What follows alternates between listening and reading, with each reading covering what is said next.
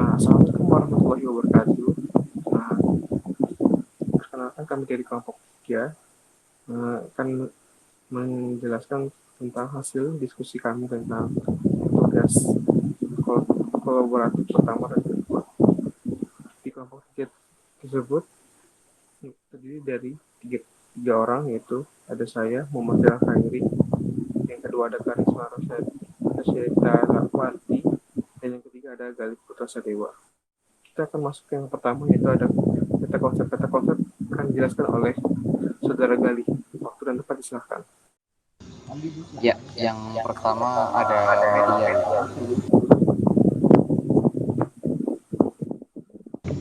Di media itu sendiri terbagi menjadi 6 bagian. Yang pertama ada unsur media, yang kedua ada mendesain media sebagai pembelajaran, yang ketiga ada kedudukan media, yang keempat ada definisi media, yang kelima ada proses komunikasi, dan yang terakhir ada manfaat media. Untuk yang pertama, media sebagai kedudukan media itu juga terbagi menjadi komponen pembelajaran yang terbagi lagi menjadi 5, yaitu evaluasi, tujuan, metode, materi, dan media. Terus ada media sebagai mendesain media sebagai pembelajaran, yaitu terbagi lagi menjadi 2, yaitu ada hakikat perencanaan media dan langkah-langkah perencanaan media. Untuk langkah-langkah perencanaan media terbagi menjadi 6. Yang pertama ada identifikasi kebutuhan dan karakteristik siswa. Yang kedua ada perumusan tujuan instruksional. Yang ketiga ada perumusan butir-butir materi yang terperinci. Yang keempat ada mengembangkan alat pengukur keberhasilan. Yang kelima ada menuliskan naskah media. Dan yang terakhir ada merumuskan instrumen dan tes dan revisi. Terus untuk media sebagai unsur media terbagi menjadi 2, software. Untuk yang software itu sendiri sebagai bahan ajar yang akan disampaikan kepada siswa. Dan kemudian yang bagian hardware yaitu sarana yang digunakan untuk menyajikan pesan. Kemudian media sebagai manfaat media itu ada 3. Yang pertama memberikan rangsangan yang sama, yang kedua untuk meningkatkan gairah belajar, dan yang ketiga ada mengatasi keterbatasan ruang, waktu, dan tenaga. Terus selanjutnya ada media sebagai proses komunikasi. Di proses komunikasi itu sendiri terbagi menjadi 2. Yang pertama ada hasil belajar, dan yang kedua ada faktor yang mempengaruhi efektivitas. Di bagian hasil belajar terdapat 2 bagian. Yang pertama yaitu belajar sifatnya disadari, dan yang kedua belajar membutuhkan interaksi. Untuk proses komunikasi yang mempengaruhi efektivitas terdapat 4. Yang pertama ada kemampuan berkomunikasi, yang kedua ada sikap dan pandangan pesan penyampai, yang ketiga ada tingkat pengetahuan penerima dan penyampai, dan yang terakhir ada latar belakang sosial, budaya, dan ekonomi. Terus yang terakhir media sebagai definisi media yaitu ada 3. Yang pertama sarana komunikasi dalam bentuk cetak, yang kedua sarana fisik untuk menyampaikan materi, dan yang terakhir ada teknologi pembawa pesan untuk keperluan pembelajaran. Kemudian selanjutnya akan dijelaskan kepada Mas Zaid. Selanjutnya ya, yaitu masuk ke literatur penelitian media. Di sini kami itu dari hasil literatur yang kami dapat dari beberapa literatur, kami mengambil dari sebuah video lab virtual. Dari sumbernya itu dari sebuah platform YouTube, dan konten sendiri yaitu visualisasi lab virtual praktikum uji protein. Uji protein ini juga termasuk salah satu dari yang kami ambil, yaitu suatu makro molekul. Dari kelulusan materinya itu kami akan mencari di search engine dengan kata kunci laboratorium Maya, dan itu ada https Lab belajar Kemendikbud. Itu salah satu media buat lab virtualnya. Lalu pilih, jika ada beberapa pilihan, itu kita akan memilih untuk uji protein. Nah, uji protein ini kita menggunakan 3 tabung dengan berisi buah telur, beras dan jagung dengan ditambahkan NaOH dan CuSO4 dengan format video yaitu MP4 dan dengan durasi kurang lebih 10 menit. Dan di sini ada 3 buah sumber video yang kami sertakan juga dalam sebuah video lab virtual. Mengembangkan pendekatan yang berbeda dengan melengkapi belajar latar belakang ilmiah dan mengembangkan kemampuan berpikir otonom dan kreatif lebih lanjut pada siswa dengan menyediakan online platform virtual dengan cakupan yang luas yang dikemukakan oleh Sergio Josefo VOM Maria G. Sesterio tahun 2020 yang berjudul Enchaining the Autonomy of Students in Chemical Engineering Education with Lab Virtual Platform. Nah, di sini salah satu gambar dari cuplikan yang kami ambil. Salah satu cuplikan kami dari sebuah video.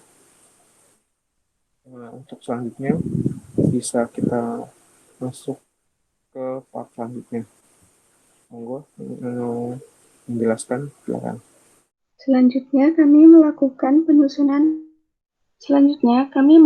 penyusunan instrumen validasi media sebagai berikut. Pada instrumen validasi media ini, kelompok kami menggunakan media atau materi makromolekul.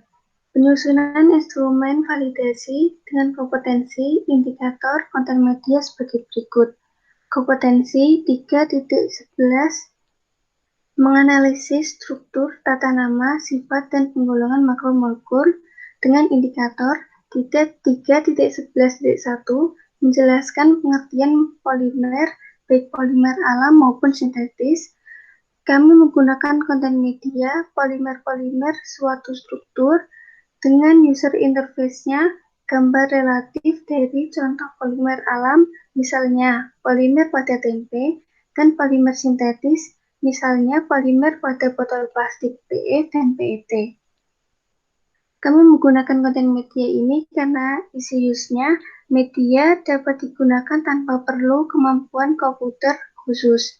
Selanjutnya, masih sama dengan kompetensi 3.11 menganalisis struktur, tata nama, sifat, dan penggolongan makromolekul. Indikator 3.11.2 menjelaskan sifat fisik dan kimia polimer.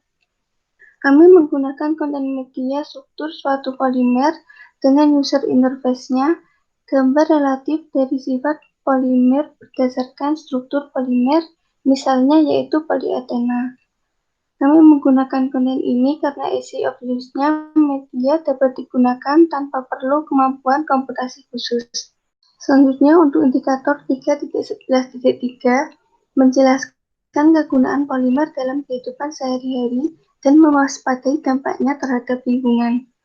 Konten media polimer alami yaitu karbohidrat, lipid, protein, dan polimer sintetis berupa PE, PET, PVC. User interface-nya video penguraian makromolekul protein pada tempe dan polimer polietena pada plastik. Easy of use dapat menampilkan bentuk isomer secara jelas dan menampilkan dampak penggunaan polimer terhadap lingkungan dengan tepat. Selanjutnya yaitu kompetensi 4.11. Kami menggunakan kompetensi menganalisis hasil penelusuran informasi mengenai pembuatan dan dampak suatu produk dari makromolekul. Indikator 4.11.1 menganalisis hasil penelusuran informasi tentang pembuatan suatu produk dari makromolekul. Konten media, produk dari polimer alam, yaitu umbi-umbian, susu, daging, dan getah karet. Produk dari polimer sintetis, yaitu kantong plastik, pipa, paralon, atau PVC. User interface-nya, laporan praktikum makromolekul protein pada tempe, dan polimer polietena pada plastik. Easy of use-nya dapat menganalisis sebuah laporan praktikum makromolekul protein pada tempe dan polimer polietena pada plastik. Dan pada indikator 4.11.2, yaitu penganalisis hasil penelusuran informasi tentang dampak suatu produk dari makromolekul, kami menggunakan konten plastik polimer sintetis dengan user interface-nya, artikel jurnal terhadap bahaya penggunaan plastik polimer sintetis untuk membungkus makanan.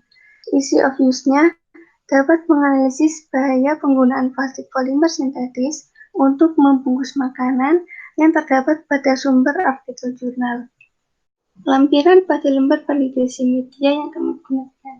Instrumen validasi media dengan skala Likert. 1. Konten media yaitu polimer-polimer suatu struktur. Indikator yang dituju yaitu menjelaskan pengertian polimer, baik polimer alam maupun polimer sintetis. Yang kedua, konten medianya struktur suatu polimer dengan indikator yang dituju yaitu menjelaskan sifat fisik dan kimia polimer. Untuk selanjutnya ada instrumen validasi media. Yang pertama untuk indikator yang dituju yaitu menjelaskan pengertian polimer baik polimer alam maupun polimer sintetis. Kemudian untuk aspek konten media yaitu gambar relatif dari contoh polimer alam, misalnya polimer pada tempe, dan polimer sintetis misalnya polimer pada botol plastik PE dan PET. Kemudian yang kedua, indikator yang dituju menjelaskan sifat fisik dan kimia polimer. Untuk aspek konten media yaitu gambar relatif dari sifat polimer berdasarkan struktur polimer, misalnya polietena. Kemudian yang ketiga, indikator yang dituju yaitu menjelaskan kegunaan polimer dalam kehidupan sehari-hari dan mewaspadai dampaknya terhadap lingkungan. Untuk aspek konten media yaitu video penguraian makromolekul protein pada tempe dan polimer polietena pada plastik. Kemudian indikator yang dituju yaitu menganalisis hasil penelusuran informasi tentang pembuatan suatu produk dari makromolekul. Untuk aspek konten medianya yaitu dapat menganalisis sebuah laporan praktikum makromolekul protein pada tempe dan polimer polietena pada plastik. Kemudian indikator yang dituju yaitu menganalisis hasil penelusuran informasi tentang dampak suatu produk dari makromolekul. Untuk aspek konten medianya yaitu dapat menganalisis bahaya penggunaan plastik polimer sintetis untuk membungkus makanan yang terdapat pada sumber artikel jurnal. Oke. Sekian penjelasan dan pemaparan dari kelompok 3 dari tugas kolaboratif 1 dan 2. Apabila ada kekurangan dan sebagainya, kami mohon maaf. Apabila ada pertanyaan, sekian dari saya. Wassalamualaikum warahmatullahi wabarakatuh.